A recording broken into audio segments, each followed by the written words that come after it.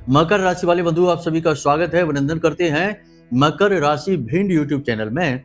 तो मकर राशि वालों, जरा ध्यान से सुनिए। राहु के राशि परिवर्तन के बाद, अतिचारी गुरु की चाल होने के बाद भूल कर भी मत जाना इन 3 स्थानों पर। ये 3 स्थान आपकी संपूर्ण सकारात्मक ऊर्जा को सोख जाएंगे, समाप्त कर देंगे और आपके जीवन में लिख देंगे बर्बादी की कहानियां। जी हाँ बंधुओं, पहले ही आप बहुत परेशान चल रहे हैं, कोई कम समस्याएं नहीं हैं। ऐसे में बड़े बड़े शक्तिशाली ग्रहों के परिवर्तन भी हो रहे हैं और ऐसे में यदि आपने भूल चूक कर दी, कोई गलती कर दी, अनजाने में ही सही, उसकी कीमत, उसका भुगतान आपको करना होगा और केवल आपको ही नहीं, आपके पूरे परिवार को भी दुख और तकलीफों का सामना करना पड़ेगा।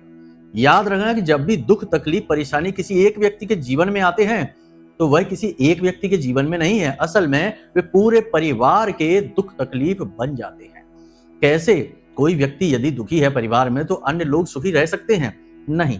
तो बस अब आपकी यह ड्यूटी है कि इस कार्यक्रम को अंत तक देखें। हम आपको बताएंगे ऐसा सर्वश्रेष्ठ ज्ञान जो कि हम अपने हर कार्यक्रम में बताते ही हैं, जिसका आपने यदि कुछ % भी अपने जीवन में उपयोग कर लिया तो आप स्वयं अपनी किस्मत अपने हाथों से लिख डालेंगे और अपने भाग्य के निर्माता बनेंगे।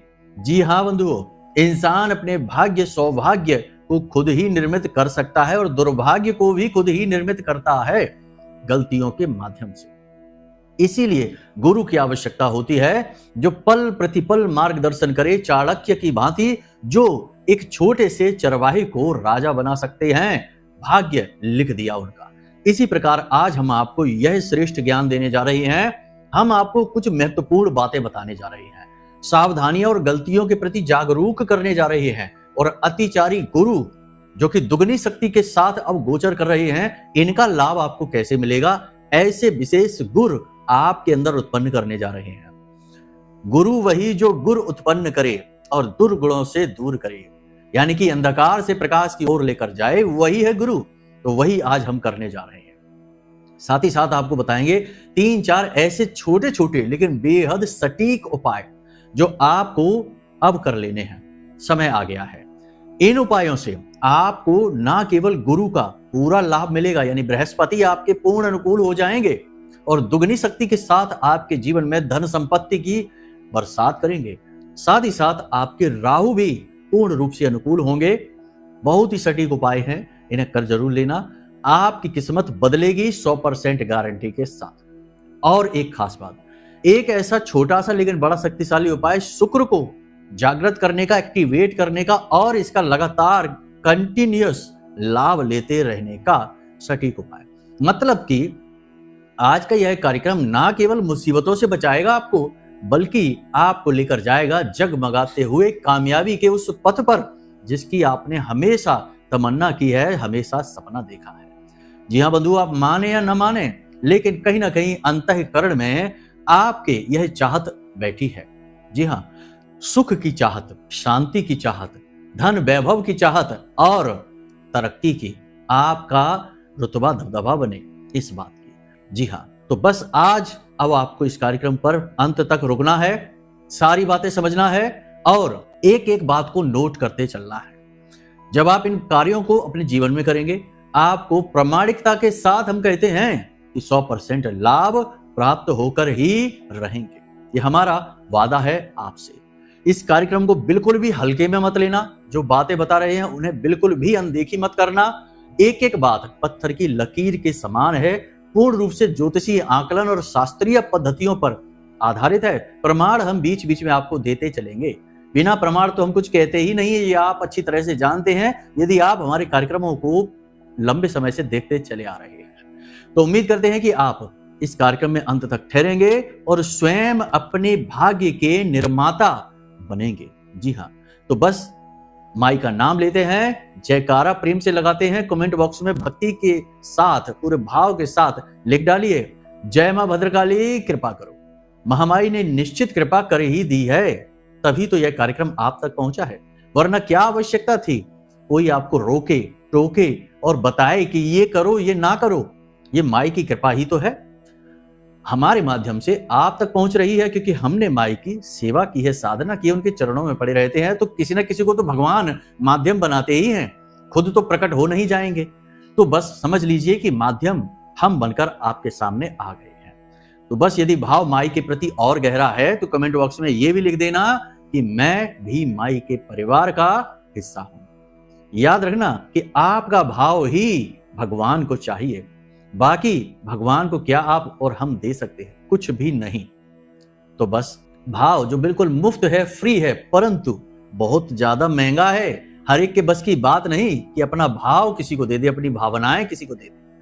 हाँ, छोटी छोटी बिना मतलब की बाहियात चीजों में तो भाव बहुत दे देते हैं कि मोबाइल चाहिए, कार चाहिए, इसका उसका प्रेम चाहिए, इन सब में तो पूरी भावनाएं दे देते हैं। लेकिन जब नाम आता है महामाई का, भगवान का, अपने आराध्य का, तो वहां केवल डिमांड की एक लिस्ट पकड़ा देते हैं। भगवान हमें नौकरी दे दो, पैसा दे दो, उन्नति दे दो, ये दे दो, वो दे दो। भाव नहीं, भाव की ही बात हम करते हैं। बाकी तो भगवान सब जानते हैं कि किसको क्या चाहिए और किसे क्या नहीं चाहिए, ये भी जानते हैं भगवान। ठीक है, तो चलिए अपने मूल विषय को शुरू करते हैं। अब ध्यान से समझिए सारी बातों को। प्यारे मित्रों, हमारे अत्यंत प्रिय और परम पूज्य अमिताचार्य जी के पास मां बगलामुखी और मां भद्रकाली की साधनाओं का वर्षों का अनुभव है और माता रानी की इनके ऊपर पूर्ण कृपा और सिद्धि है। आचार्य जी ने अपने सटीक कुंडली विश्लेषण और श्रेष्ठतम उपायों के माध्यम से हजारों लोगों के जीवन को खुशियों से भरा है। आचार्य जी का कुंडली विश्लेषण और उपाय करवाने का तरीका इतना अद्भुत है कि जीवन के हर एक दुख और कष्ट का कारण जड़ से ही समाप्त हो जाता है। फिर समस्या चाहे जैसी भी हो, कर्जा बहुत बढ़ गया हो, व्यापार चल नहीं रहा हो, बीमारियों में आप बर्बाद हो चुके हो, रिश्तों में प्रेम समाप्त हो चुका हो, या फिर नौकरी ही ना मिल रही हो, विवाह में देरी होती हो, कैसी भी समस्या हो, इन समस्याओं का कारण क्या है, कौन सी महादशा परेशान कर रही है, कौन सा दोष लगा हुआ है, सब कुछ आचार्य जी इतना सटीक बताते हैं कि वर्षों वर्ष के दुख कुछ ही दिनों में समाप्त हो जाते हैं। अगर आपके जीवन में भी कोई ऐसी संकट की घड़ी है तो यही सही समय है जब आप पूज्य आचार्य जी के हाथों से अपनी कुंडली का विश्लेषण करवाएं और वर्षों से चल रहे दुखों और संकटों के इस चक्र से बाहर निकल जाए। प्यारे मित्रों, अभी वीडियो में दिए गए नंबरों पर फोन करिए और अपनी कुंडली का श्रेष्ठतम आकलन करवा डालिए। जिंदगी बदलने का ये सबसे बड़ा मौका हाथ से मत जाने दीजिएगा। जय माई की, महामाई आपका कल्याण करे। दो महत्वपूर्ण ग्रह यानी गुरु किसी भी कुंडली का आधार होता है। जैसे कोई बिल्डिंग बनती है तो मजबूत आधार होना आवश्यक है, वरना वह बिल्डिंग कभी भी धराशायी हो जाएगी। उसी प्रकार किसी भी कुंडली का आधार गुरु होते हैं, और वो हों भी क्यों ना, गुरु हैं ही ज्ञान के देवता, बुद्धि के देवता और अध्यात्म की उन्नति के कारक देवता। तो ऐसे में उन्हें क्यों ना होना चाहिए कुंडली का आधार। तो बस किसी की भी कुंडली में कोई और ग्रह पॉजिटिव हो या ना हो, गुरु का पॉजिटिव होना बहुत ज्यादा जरूरी है। अब एक और खास बात कि पूरे ग्रह माला में गुरु का कोई शत्रु नहीं, और पूरी ग्रह माला में गुरु कभी भी किसी का अनिष्ट नहीं करते हैं। जैसे अन्य ग्रह होते हैं ना, कभी शुभ हो जाते कभी अशुभ हो जाते, गुरु कभी अशुभ नहीं होते हैं। ये गुरु की महिमा है। आप यहीं से समझ सकते हैं कि कोई शत्रु नहीं, कोई अनिष्टता नहीं। हाँ, एक बात जरूर है कि गुरु यदि वक्री हैं, अस्त हैं, तो इनका प्रभाव कम जरूर हो जाता है। ठीक बिल्कुल वैसे ही कि यदि आपके भौतिक गुरु कोई हैं, उनके पास आप चले जाएंगे तो वे आपको ज्ञान और प्रेम ही देंगे, कभी आपके बारे में अनिष्ट नहीं कहेंगे, ना आपको अनिष्ट होने देंगे। हमेशा आपको सन्मार्ग पर ले जाएंगे। पवित्र गुरु जो इस भौतिक जगत में हैं, बहुत सारे हैं। और यदि गुरु के पास आप नहीं जाएंगे तो फिर ज्ञान नहीं मिलेगा, बुराई नहीं मिलेगी, लेकिन ज्ञान भी नहीं मिलेगा, मार्गदर्शन भी नहीं मिलेगा। तो कह सकते हैं कि गुरु आपके बकरी हो गए या अस्त हो गए, तो आप उनके पास जा नहीं पा रहे और उनसे ज्ञान आप तक आ नहीं पा रहा। इसी प्रकार कुंडली में होता है। तो जरूरत होती है कि हम गुरु के मार्गदर्शन को समझें, और गुरु यदि हमारी कुंडली में कमजोर हैं तो उन्हें बलि बनाया जाए। नहीं भी कमजोर है तब भी गुरु से संबंधित उपाय करने से पवित्रता आती है, अध्यात्म जागता है और मन शुद्ध हो जाता है। एक बार गुरु को यदि आपने अनुकूल कर लिया, लाभ लेना शुरू कर दिया, तो अन्य ग्रह अपने आप पीछे पीछे गुरु के चलते हैं, क्योंकि वे ना केवल देवताओं के गुरु बल्कि संपूर्ण ग्रहमाला के ग्रहों के भी गुरु हैं, इसलिए तो उन्हें गुरु की उपाधि दी गई है। तो बस अब ध्यान से समझिए, सारी बातों को बारीकी से समझना। आपको 5 काम भूल कर भी अब नहीं करने हैं। इन्हीं में बताएंगे वे 3 जगहों के बारे में भी, तो ध्यान से समझते जाना। 5 कामों में क्या? पहला काम है कि धर्म की, भगवान की और अपने पुरखे पूर्वजों का अपमान करने की गलती भूल कर भी नहीं करना है। बेशक आज का समय विज्ञान का समय है, लोग प्रामाणिकता पर ज्यादा ध्यान देते हैं, हर एक चीज प्रमाणित करने की बात करते हैं, तब भी हर बात को प्रमाणित कर पाना संभव नहीं है। तो कुछ बातें हमें माननी पड़ती हैं, क्योंकि वे बातें अनुभवों पर आधारित होती हैं। अब जैसे कोई कह दे कि कोई व्यक्ति की जब मृत्यु आ जाती है तो उसके शरीर से आत्मा बाहर निकल जाती है, मृत देह पड़ी रह जाती है। तो अब इस बात का क्या प्रमाण है कि आत्मा होती है? कोई प्रमाण नहीं है, और कोई चाहे तो प्रमाण दे भी नहीं सकता। तो कोई इस पर आपसे बहस कर सकता है और कह सकता है कि क्या प्रमाण है कि आत्मा होती है, प्रूफ दो। तो आप प्रूफ नहीं दे सकते, क्योंकि विज्ञान और आज की मशीन टेक्नोलॉजी इतनी ज्यादा उन्नति प्राप्त नहीं कर पाई कि हम आत्मा को जांच लें, परख लें। लेकिन अध्यात्म कहता है कि कोई एक तत्व है जिसे हम आत्म कह सकते हैं, वह तत्व शरीर में रहता है, तभी तो शरीर चलता है। तत्व निकल गया तो शरीर निष्क्रिय हो गया, मृत हो गया। तो बस उसी के आधार पर अध्यात्म कहता है, और ऋषि मुनियों ने इन बातों को गहरे अध्यात्म में जाकर जाना है, माना है। तो मतलब यह हुआ कि आप जिन चीजों के बारे में नहीं जानते हैं उनकी अवहेलना नहीं करनी है। अगर वे हमारे अध्यात्म, हमारे धर्म शास्त्रों, पुराणों, वेदों में लिखी हुई हैं तो उन्हें मान लेने में भलाई है, क्योंकि हमारा आध्यात्मिक स्तर इतना बड़ा नहीं कि हम उनके बारे में कुतर्क करने लग जाएं। और जो कुतर्क करते हैं उनकी हानि निश्चित है, होती ही है, क्योंकि आजकल समाज में ऐसे बहुत सारे कुतर्की और मंदबुद्धि मूर्ख घूम रहे हैं, जो भगवान को भी उल्टा पुल्टा कहते हैं, धर्म के बारे में अनाप शनाप बातें कहते हैं, और इन सब को करके वे खुद हीरो बनना चाहते हैं।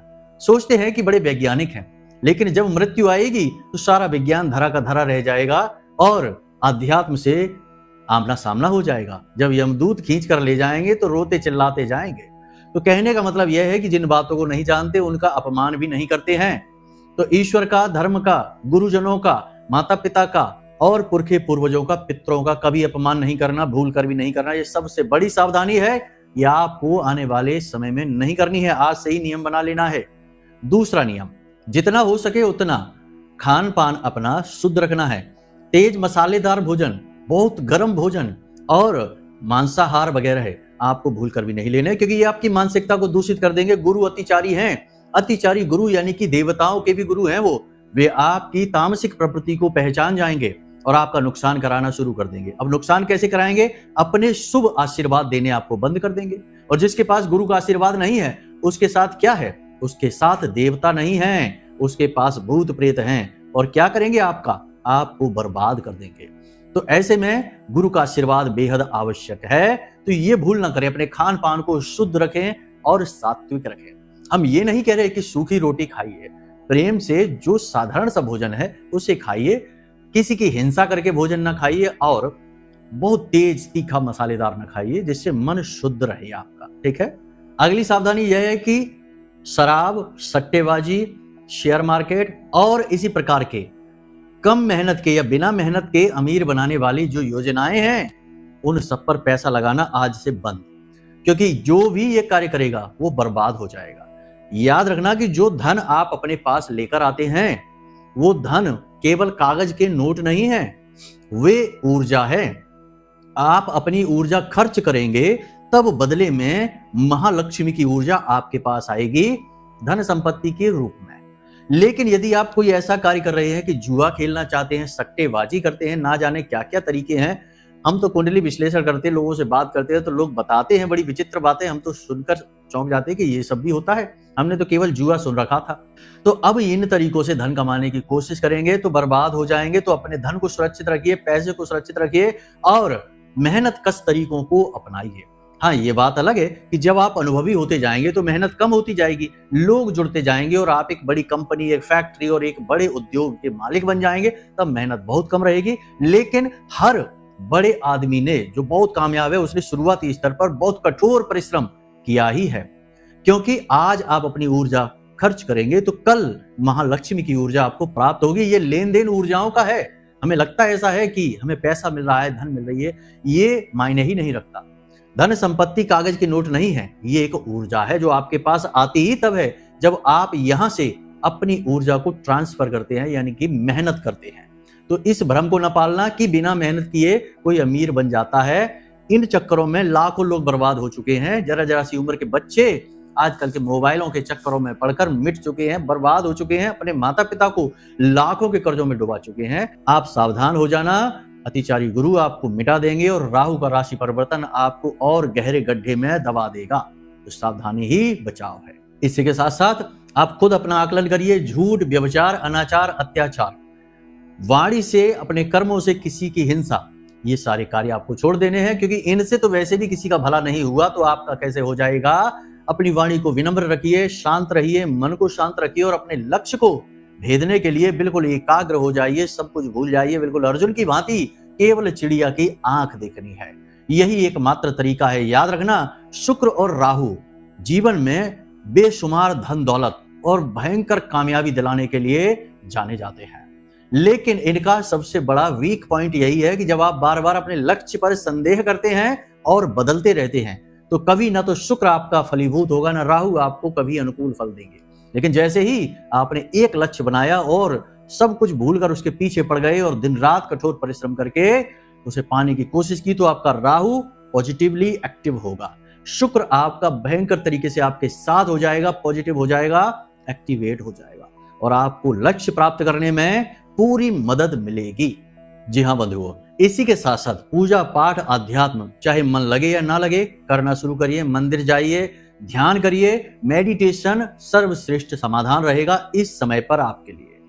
अब हम आपको बताते हैं कि दान करना ही है तो किन चीजों का करें ताकि आपका गुरु और आपका राहु अनुकूल हो जाए। काले रंग के वस्त्र अपने माथे से लगाकर मंदिर के बाहर भिखारियों को दान कर देना, राहु पॉजिटिव हो जाएगा। और पीले रंग के खाने के सामान, यानी कि पीले रंग का प्रसाद भगवान को चढ़ाकर छोटे बच्चों में और कन्या में, छोटी कन्याओं में जिनकी उम्र 9 वर्ष से कम हो, उन्हें खाने के लिए देंगे, आपका गुरु अनुकूल हो जाएगा। इसी के साथ साथ आपको अपने घर में गुरु को स्थापित करना है, शुक्र को स्थापित करना है और राहु को भी स्थापित करना है। पॉजिटिव तरीके बताते हैं, शानदार तरीके और बेहद लाभकारी और प्रमाणिक हैं। सबसे पहले हम आपको बताते हैं कि एक आपको कांच की कटोरी चाहिए। कांच की कटोरी कुछ इस प्रकार की होगी। इस प्रकार की कांच की कटोरी आपको चाहिए। बड़ा कटोरा ले लेना आप और उसमें पूरा जल भर लेना और उसमें आप एक चांदी का सिक्का डाल देना या सफेद रंग का कोई भी सिक्का डाल देना और उसमें पीले रंग का एक पुष्प डाल देना और हो सके तो थोड़ी सी हल्दी डाल देना। ये गुरु की सामग्री है। साथ ही साथ बुध और शुक्र भी इसमें शामिल हैं, क्योंकि आप इसमें थोड़ी सी इलायची भी कूट कर डालेंगे। आपका मन है नहीं डालना है ना डालिए, कोई बात नहीं। तो आपने ये सारी सामग्री तैयार की, अब इसे खुला ही अपने घर के ईशान कोण में रख लीजिए। ईशान कोण आप जानते ही हैं, पूर्व दिशा और उत्तर दिशा के बीच में जो कोना बनता है उसे ईशान कोण कहते हैं। उस कोने में इसे रख लीजिए। आपका गुरु एक्टिव हो गया। हर 3 दिन 4 दिन में इस पानी को अपने घर के मुख्य दरवाजे पर सिंचित कर लीजिए और नया पानी भर के फिर रख दीजिए। ठीक है, पानी खराब नहीं होना चाहिए, पुष्प जो है वो खराब नहीं होना चाहिए, सड़ना गलना नहीं चाहिए।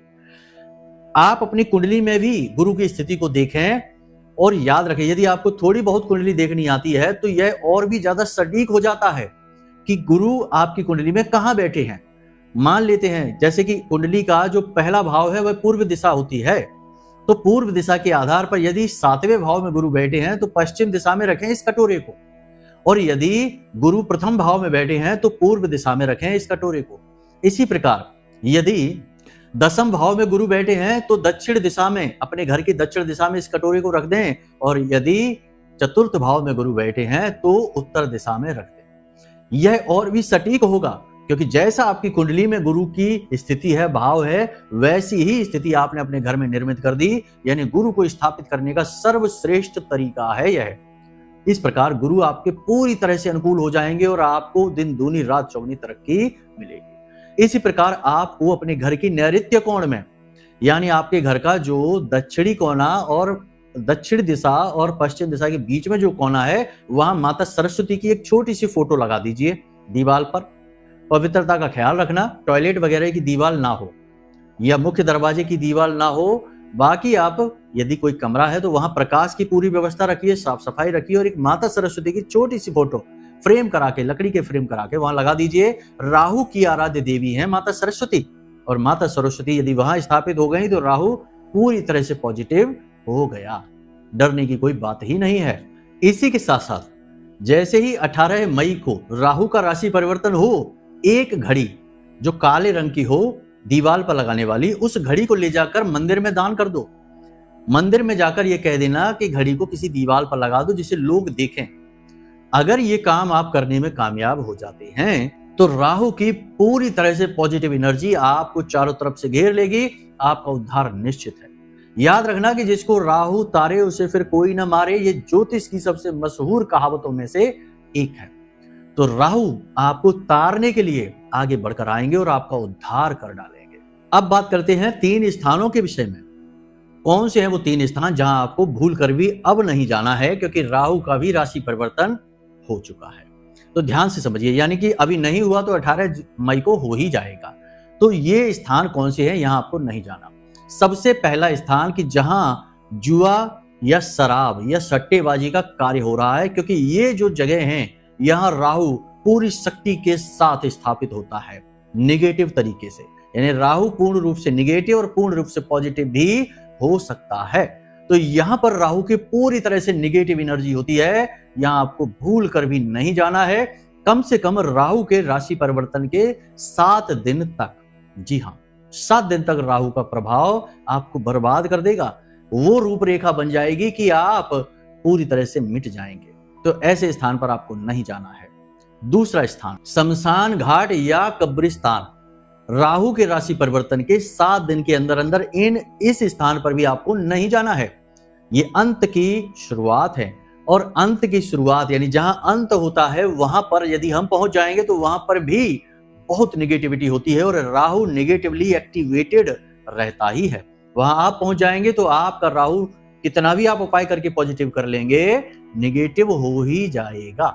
जी हां बंधुओं, इसी के साथ साथ यदि कहीं झगड़ा हो रहा है और बहुत ज्यादा वाद विवाद हो रहा है, यहां तक कि गाली गलौज या अपशब्दों का प्रयोग किया जा रहा है, तो ऐसी जगह पर तो भूल कर भी मत जाना, तुरंत उठकर उस जगह से भाग जाना। कारण इसका यह है कि यहां पर माता सरस्वती का अपमान हो रहा होता है, बुध पूरी तरह से निगेटिव हो चुका होता है और उस स्थान की ऊर्जा राहु के लिए निगेटिवली एक्टिवेटेड हो जाती है।